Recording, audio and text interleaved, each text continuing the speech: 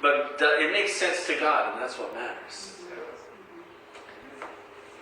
My mind went back to the story of when I was a boy in a boat, and some of you heard this story. I've told it many times. But boy in the boat, and the sea was rolling, and my dad and my grandfather were off in another boat. We were cod jigging, and we could see him. You could see my dad and my grandfather over in another boat, and I was with a relative, an older relative, an old man who'd been on the sea all of his life. His face was all weathered and worn, because he'd been on the sea his whole life. Found out after he died that he couldn't even swim. He spent his whole life on the sea.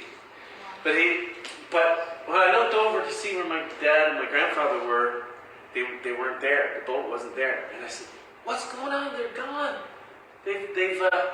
They're lost at sea."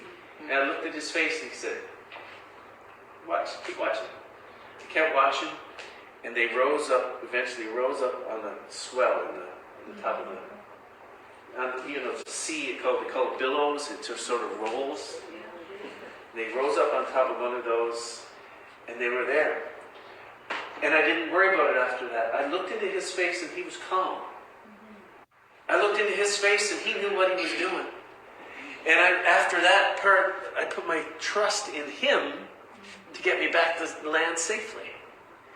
I didn't worry about it after that. You see, that's what this verse reminded me of.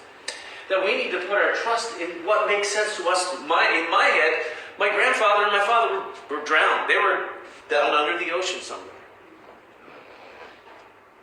But in his head, he knew what was really going on. He had a bigger picture. He'd spent his life there. He'd been through the storms before. He didn't have that worry. And when I looked into his face and I saw that calm, I knew that I could put my life in his hands. I knew he was going to get me back to shore. Trust in the Lord with all your heart. Lean not to your own understanding. In all your ways acknowledge him.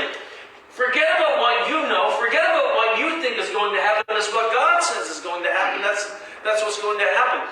And if we surrender to him with full assurance that he's going to carry us through, then he's going to carry us through. Amen. We need to have full assurance. We need to look into the face of our Lord, who has been there, who has gone through the trials, through his Son Jesus Christ, who has been through the trials, been through the tribulations, and he'll carry us safely through every time. I remember sitting there in that place, and I heard that verse that I'd heard 1,000 times in my life, and all of a sudden it made sense to me. I'm not acknowledging God in all of my ways. What do I think I'm doing? I'm expecting God to roll out his will in front of me when I'm not walking in his will whatsoever. He already has rolled it out. I'm not walking in it. We need to surrender our lives to Jesus Christ. We need to surrender to his will. We need to say, "Lord, make your will my will. Make my will into your will."